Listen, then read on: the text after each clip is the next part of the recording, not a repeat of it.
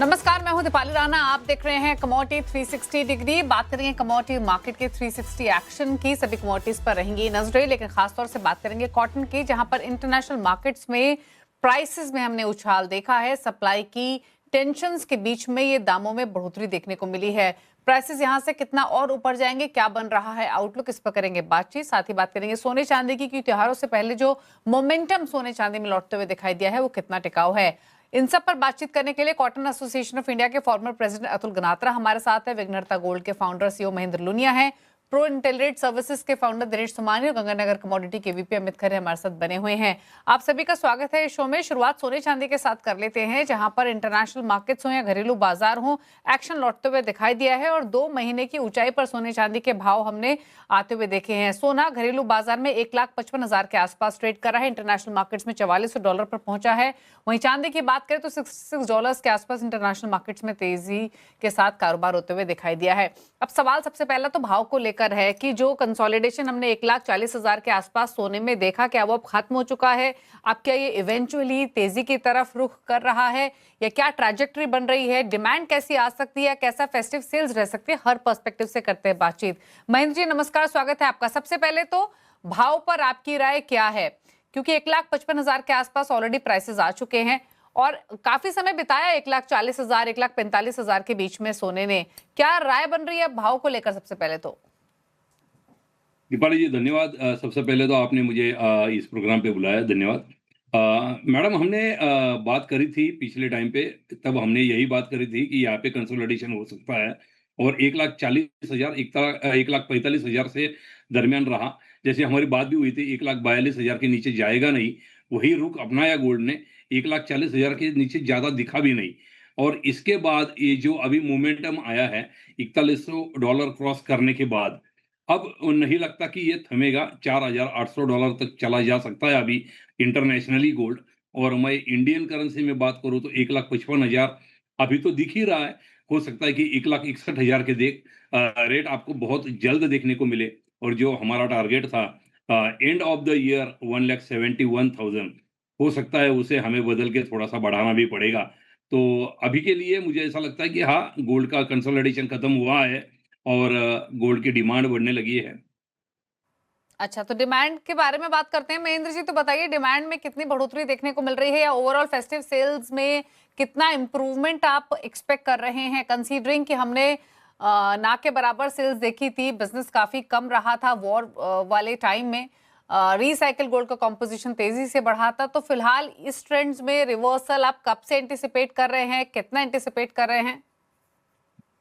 दीपाली जी, बताने में मुझे खुशी भी होगी कि ऑलरेडी डिमांड थोड़ी-सी बढ़ गई है। अच्छी बात ये है कि रीसाइक्लिंग ज़्यादा होता है। रीसाइक्लिंग का कारण भी है, कहीं न कहीं हमारे सबसे बड़े इन्फ्लुएंसर प्रधानमंत्री जी ने जो हमें कहा 1 साल तक आप गोल्ड ना खरीदें, उसका भी कहीं न कहीं इम्पैक्ट दिखाई देता है और उसके कारण भी रीसाइक्लिंग का बढ़ा है। दूसरी तरफ गोल्ड के रेट कुछ भी हो, कहीं भी हो, लेकिन 1,50,000 के करीब होने के बाद लोगों को थोड़ा-सा ऐसा लगता है कि थोड़े से कम हो जाएँगे, देखते हैं, रुकते हैं, ₹1.5 लाख ज़्यादा है। तो ये चीज़ें वहाँ पे आ जाती है, लेकिन मुझे नहीं लगता कि अब इसके नीचे आएँगे, लेकिन 50 लाख से ज़्यादा शादियाँ होने जा रही हैं। भले ही मान लीजिए कि बड़ी खरीदारी यानी कि बड़े गहनों की खरीदारी ना हो, वज़नदार गहनों की खरीदारी ना हो, लेकिन लाइट वेट में अभी डिमांड आई हुई है और डिमांड पहले से भी थी, लेकिन अभी थोड़ा-सा ज़्यादा दिख रही है क्योंकि शादियाँ बहुत करीब है। आप खरीदारी कब तक रोकोगे? तो इस कारण मुझे लगता है कि अभी खरीदारी बढ़ रही है लाइट वेट ज्वेलरी में। सच में अभी डिमांड निकल आ रही है। थोड़ा से दुकानों में भी थोड़ी-सी रौनक लौटने लगी है। हाँ, इतनी बड़ी नहीं है, लेकिन लौटने लगी है। ओके, तो फेस्टिव सेल्स किस तरीके के आप एक्सपेक्ट कर रहे हैं? कितना पिकअप करंट लेवल से? प्लस क्या तैयारियां आपको लगता है कि रहेंगी इस बार की फेस्टिव सेल्स में? क्योंकि प्राइसेस जब बढ़ना शुरू होते हैं तो वैसे भी बायर्स का थोड़ा इंटरेस्ट ज्यादा रहता है कि शायद भाव और ना बढ़ जाए, इसलिए भी खरीदारी होती है। तो उस हिसाब यही से कितनी वाइब्रेंसी आप उम्मीद कर रहे हैं लौटती हुई मार्केट में? सही कहा दीपाली जी।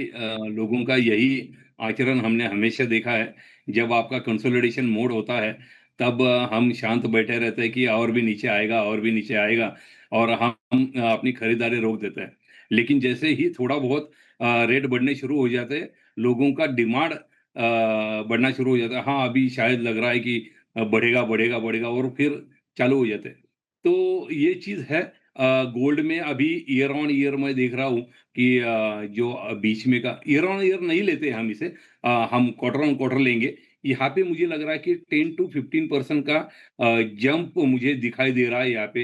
हो सकता है कि निकल के आए, और इस हफ्ते में अगर आपने देखा रहेगा, हम्म। महीने में भी देखा रहेगा कि गोल्ड में काफ़ी सारी डिमांड ईटीएफ हम्म। सेक्टर में भी आई है, और हम्म। फिजिकल गोल्ड में भी आई है। और हाँ जी, मुझे लगता है कि 10% एटलीस्ट, कम से कम 10% तो जंप यहाँ पर से आएगा, आएगा। ओके, ठीक है, चलिए एक्सपेक्ट ये करते हैं कि जंप यहाँ पर देखने को मिले ओवरऑल डिमांड में। लेकिन दिनेश जी, भाव पर इनफैक्ट हमने आपसे पिछले हफ्ते भी बातचीत की थी, और मुझे याद है एक 65-70 तक के लेवल्स का जिक्र हुआ था कि बाय दिवाली वो एक्सपेक्ट किए जा सकते हैं। पहली चीज तो ये कि जो eventually slowly and gradually prices बढ़ रहे हैं, आपके हिसाब से क्या ये डिमांड में इंप्रूवमेंट हुआ है, या कन्विक्शन लौटा है, या सेंट्रल बैंकर्स का सपोर्ट है? कौन से फैक्टर्स आप प्ले होते हुए देख रहे हैं इस मोमेंटम के पीछे? दिनेश जी, ये सवाल आपसे है। जी जी जी, दीपाली जी, बिल्कुल सेंट्रल बैंक की बाइंग, और खास करके अगर हम चाइना की बाइंग देते हैं तो निरंतर बढ़ती जा रही है, और करीबन मेरे हिसाब से 18 मंथ से 21 मंथ तक का इनका ये कंटिन्यूस स्ट्रेच रहा जहां उन्होंने अपनी बाइंग मेंटेन रखी है। साथ ही साथ डॉलर इंडेक्स जो 101.50 से ऊपर काफी ज्यादा ट्रेड कर रहा था, वो दोबारा 100 के भीतर आ चुका है। ये भी एक अच्छे संकेत है। क्रूड ऑयल प्राइसेस दोबारा 100 के ऊपर चली गई थी। WTI ब्रेंट क्रूड वो दोबारा 90 के इर्द गिर्द आ चुकी है। तो मुझे लगता है ये भी एक फैक्टर है जो इन्फ्लेशन डेटा को कुछ ना कुछ कंट्रोल करेगा। और अगर इन्फ्लेशन कंट्रोल में रहता है तो जो इंटरेस्ट रेट बढ़ने की संभावना है, जो ऊपर में 74% चली गई थी, वो 43% के आसपास आ चुकी है। तो कुल मिला के ये सारे जो फैक्टर्स है, ये गोल्ड के तेजी को बूस्टअप कर रहे हैं, प्रीमियम को ऐड कर रहे हैं। और साथ ही साथ ETF के माध्यम से जो निवेश आ रहा है, ये कंटिन्यूस एड ऑन होते आ रहा है। तो मुझे लगता है जो निचले लेवल थे वहां से पिछले 10 से 12 दिन अगर हम देखते हैं तो 12% की तेजी गोल्ड में ऑलरेडी दर्ज हो चुकी है। 3930 का मुझे लगता है गोल्ड एक बेस बना के चलेगा। 4120 जैसे ही क्रॉस किया उसने 4430 के लेवल आ चुके हैं। अब 4310 एक मजबूत सपोर्ट बनकर होल्ड करेगा। आने वाले समय में 4570 के लेवल देखने मिलेंगे। चलिए, तो बात हुई सोने की, और आगे बाकी स्ट्रेटेजीज पर भी करेंगे फोकस। लेकिन अब बात कर लेते हैं कॉटन के। अतुल गनात्रा हमारे साथ बने हुए हैं। अतुल जी, नमस्कार, स्वागत है आपका। तो पहले तो कॉटन मार्केट में हो क्या रहा है वो आपसे समझना चाहेंगे। इनफैक्ट हमने पहले भी आपसे चर्चा की थी कि मॉनसून का कितना इम्पैक्ट है, कितना फसल देखने को मिल रही है। लेकिन अब सवाल ये है कि जो इंटरनेशनल मार्केट्स में प्राइसेस सर्ज हो रहे हैं, आपके हिसाब से वो कौन से फैक्टर्स हैं जो प्ले हो रहे हैं, और यहाँ से फर्दर प्राइसेस को लेकर क्या आउटलुक बन रहा है? जी, गुड इवनिंग दीपाली जी। लास्ट टाइम जब ये आपसे 10 दिन पहले बात हुआ था तभी आइस फ्यूचर 80-81 सेंट था। आज वो बढ़ के 84-85 सेंट है। और जैसे मैंने लास्ट टाइम कहा था कि इंडियन ₹1000 तेजी की गुंजाइश है, तो ऐसा ही हो गया। उस दिन 65,000 के रेट थे, आज 68,000 है। तो अगर साउथ की स्पिनिंग मिल 68,000 में कॉटन लेती है तो उनको मिल डिलीवरी 71,000 पड़ता है। तो अभी ऐसा लग रहा है कि ये तेजी कहीं ना कहीं जाती रुकती हुई नजर आ रही है, क्योंकि कल मैंने कुछ साउथ की स्पिनिंग मिलों से बात किया तो बोले अगर हम 71,000 में मिल डिलीवरी कॉटन लेते हैं और कोर्स काउंट बनाते हैं 30s का, तो वो हमारी कॉस्ट आती है 315-320 रुपये की। और गुजरात की स्पिनिंग मिल है, ये 30s का कॉम डियांड 295 रुपीज में बेचते हैं, तो हम उनको कॉम्पिट नहीं कर पाते हैं। तो हमारे को ये रेट में 15-20 रुपये का कुछ ना कुछ लॉस हो रहा है। तो मिले जो है, स्पिनिंग मिले इस साल बहुत लॉन्ग कॉटन बहुत पहले ही स्टॉक कर चुकी है। मिनिमम 45 डेज का स्टॉक है मिलों में, और मैक्सिमम जो बड़ी मिलें हैं, पैसे वाली मिलें हैं, उनके पास 150 डेज का स्टॉक है। तो ऐसा लग रहा है कि स्पिनिंग मिलों की थोड़ी परचेस जो है वो थोड़ी ये रेट पे बहुत ऊपर होने से थोड़ा स्लो हो रहा है। मगर हमारी जो मार्केट है वो आइस फ्यूचर को फॉलो करेगी। अगर आइस फ्यूचर ऊपर जाएगा यहाँ से 2-4 सेंट, तो यहाँ भी थोड़ा 1000-2000 रुपया मार्केट बढ़ सकता है। जी दीपाली ओके। जी। अच्छा, अभी अवेलेबिलिटी किस तरीके की है? अगर हम मिल्स की बात करें या सीसीआई की बात करें, ओवरऑल स्टॉक के पर्सपेक्टिव से? जी, देखिए हमने जो परसों बैलेंस शीट सीआई की रिलीज की, उसमें हमने देखा कि 31 जुलाई को स्पिनिंग मिल के पास 85 लाख बेल्स का स्टॉक था, और जो सीसीआई के गोडाउन में ऑन 31 जुलाई को सोल्ड और अनसोल्ड मिला के दोनों 25-26 लाख गांठ स्टॉक थी। और एमएनसी ट्रेडर जीनर्स ये पकड़ते हैं तो सब पे मिलके 25 लाख बेल्स वो स्टॉक होगी, तो unsold stock will be around 40 lakh bales जो पूरे ट्रेड में है। और 10-15 लाख बेल्स का इंपोर्ट हम धारते हैं कि आने वाले 2 महीने में इंपोर्ट होगा 10-1 लाख गांठ, और 10-1 लाख बेल्स की ओल्ड और न्यू क्रॉप की अराइवल भी आएगी। तो ओवरऑल सिचुएशन जो कॉटन की है वो कंफर्टेबल है, और मिलों के पास दीपाली जी बहुत स्टॉक है, जो हमने इतना स्टॉक नहीं देखा। मिलों के पास 45 डेज से 5 महीने की इन्वेंट्री मिलों के गोडाउन में माल है। तो ओवरऑल जो कंफर्टेबल सिचुएशन है कॉटन की, फिर भी मिलें इंपोर्ट भी कर रही है, लोकल में भी जितना कंज्यूम करती है उतना इन्वेंट्री फिर से बना लेती है। मगर जब तक रेट नीचे थे उन्होंने मिलों ने लेना चालू रखा। अब ये हायर रेट में मिलें कितना माल लेती है वो थोड़ा आने वाला 1 वीक 10 डेज देखेंगे तो आइडिया आएगा दीपाली जी। ओके, ठीक है। चलिए, शुक्रिया अतुल जी आने के लिए शो में और अपने व्यूज देने के लिए, बताने के लिए किस तरीके की सिचुएशन है, प्राइसेस पर अपना आउटलुक देने के लिए। महेंद्र जी आपका भी शुक्रिया गोल्ड पर बातचीत करने के लिए। साथ दिनेश सुमानी है, अमित खरे बने हुए, बात करते हैं ट्रेडिंग स्ट्रैटेजीज की। अमित, सबसे पहले एक सिल्वर पर आपकी राय, यहाँ भी स्ट्रेंथ देखने को मिली है इन टैंडम विद गोल्ड, क्या व्यू है करंट प्राइसेस से? नमस्कार दीपाली, देखा जाए तो निचले स्तरों से काफी अच्छी रिकवरी या फिर अपसाइड का मूवमेंट बोलूं आ चुका है गोल्ड सिल्वर में। तो थोड़ा सा मौजूदा स्तरों पर फ्रेश खरीदारी से एक बार के लिए बचना चाहिए। सिल्वर जो 2,39,400 के आसपास चल रही है, मेरे को लग रहा है कहीं ना कहीं 2,40,000 या 2,42,000 के आसपास एक बार टेम्पररी टॉप यहाँ पे बनाएगी। यहाँ से हल्का फुल्का करेक्शन देखने को मिल सकता है, जो कि प्राइस को 2,35,000 2,34,000 के आसपास तक लेके जा सकती है। तो इंट्राडे के लिहाज से मैं बिकवाली की तरफ जाऊंगा, 2,40,000 2,41,000 की रेंज में बेचना है। 243 के आसपास का स्टॉप लॉस लगाना है। 235 और 233 के आसपास का इंट्राडे में टारगेट देखने को मिल सकता है। ओके, अब बात करते हैं ट्रेडिंग पिक्स की। तो बताइए दिनेश जी, गोल्ड सिल्वर पर तो चर्चा हुई, लेकिन उसके अलावा कौन से ट्रेड्स आपने आइडेंटिफाई किए हैं? मुझे लगता है जिंक सबसे ज्यादा स्ट्रॉन्ग काउंटर इमर्ज होकर आ रहा है। जो एलएमई काउंटर है ये अपने ऑल टाइम हाई के आसपास ट्रेड कर रहा है। 3762 3770 ये ऊपर में रेंज बन चुकी है। आई थिंक प्रोबेबली 3850 तक के लेवल्स हमें देखने मिल सकते हैं एलएमई में। तो मौजूदा स्तर से अगर ₹1.5 नीचे आता है तो 395 396 इस दरमियान जिंक बाय करना चाहिए। पोजिशनल टारगेट 403 का देखा जा सकता है।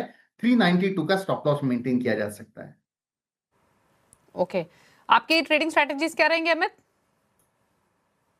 देखा जाए तो बेस मेटल की अगर मैं बात करूं तो बिल्कुल जिंक की साइड ही मैं जाना चाहूंगा। अभी मौजूदा भाव 396 397 की रेंज में, 395 394 इस रेंज में कहीं पर भी एक फ्रेश खरीदारी की जा सकती है। 390 रुपए का स्टॉप लॉस लगाना है। मेरे को लग रहा है 1 से 2 ट्रेडिंग सेशन में 404 रुपए तक के टारगेट इसमें देखने को मिल सकते हैं।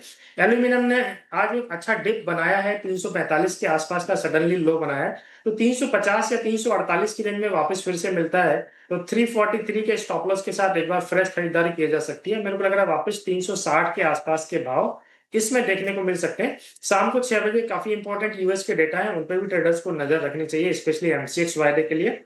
उसके बाद कॉपर की अगर हम बात करें तो 1375 बेस्ट बाय प्राइस है, अगर स्क्रीन पे दिखाई देता है डेटा के टाइम पे 1375, तो उसके आसपास एक फ्रेश खरीदारी की जा सकती है। 1400 रुपए तक के टारगेट मेरे को लग रहा है 1 से 2 ट्रेडिंग सेशन में देखने को मिल सकते हैं। 1360 रुपए के नीचे का स्टॉप लॉस लगा सकते हैं Deepali.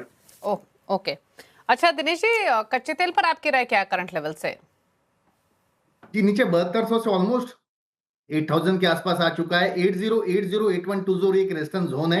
I think in level के पास अगर जाता है तो मतलब यहां से करीबन 110 120 रुपया ऊपर जाता है तो वहां फ्रेश बिकवाली निकल कर आ सकती है। दोबारा 7700 के लेवल्स देखने मिल सकते हैं। 80 to 20 की स्टॉप लॉस मेंटेन की जा सकती है। ओके, फाइनली एक राय ले लेते हैं एग्री कमोडिटी बास्केट पर, और अमित स्पाइसेस के पैक पर क्या व्यू है? स्पाइसेस में देखा जाए तो ओवरऑल जो स्ट्रॉन्ग काउंटर अभी मेरे को दिखाई दे रहे हैं कुछ शॉर्ट टर्म के लिहाज से, वो टीएमसी और धनिया, ये दो कॉन्ट्रैक्ट काफी स्ट्रॉन्ग है। तो पहला हम टीएमसी का डिस्कशन कर लेते हैं। टीएमसी 20,800 के आसपास का भी करंट में ट्रेड हो रहा है, तो 20,800 20,700 इस रेंज में कहीं पे भी शॉर्ट टर्म के लिहाज से एक बार फ्रेश खरीदारी का ट्रेड लिया जा सकता है। अक्टूबर वायदे की मैं बात कर रहा हूँ, 23,000 रुपए तक के टारगेट रखने हैं और नीचे में 19,800 रुपए इसका स्टॉप लॉस रहेगा। धनिया अक्टूबर वायदा 16,392 का करंट प्राइस है, मौजूदा भाव पे इसमें फ्रेश खरीदारी की जा सकती है। अक्टूबर वायदे के लिए 15,700 रुपए इसका स्टॉप लॉस लगाना है, ऊपर में 17,700 रुपए तक के टारगेट इसमें शॉर्ट टर्म में देखने को मिल सकते हैं। दीपाली, ओके, तो ये राय रही है आपके लिए स्पाइसेस के पैक पर। ऑल्दो हमने टर्मरिक में, कोरिएंडर में कंसिस्टेंटली काफी अच्छी स्ट्रेंथ देखी है, और इसके अलावा कॉटन सीड ऑयल के 4100 के ऊपर डिसाइसिवली टिका हुआ है, वहां पर मोमेंटम बनता हुआ दिखाई दिया है। और ग्वार पैक में भी एक तेजी के बाद थोड़ा कंसोलिडेशन का मूड बना हुआ है, थोड़ा प्राइसेस दायरे में ही ट्रेड करते हुए दिखाई दे रहे हैं। 6100 के आसपास ग्वार सीड कारोबार कर रही है। वेल, शुक्रिया अमित और दिनेश, आप दोनों का आने के लिए शो में ट्रेडिंग स्ट्रैटेजीज रेकमेंड करने के लिए। इसी के साथ एक ब्रेक के उस पार भी खबरें जारी हैं। नमस्कार।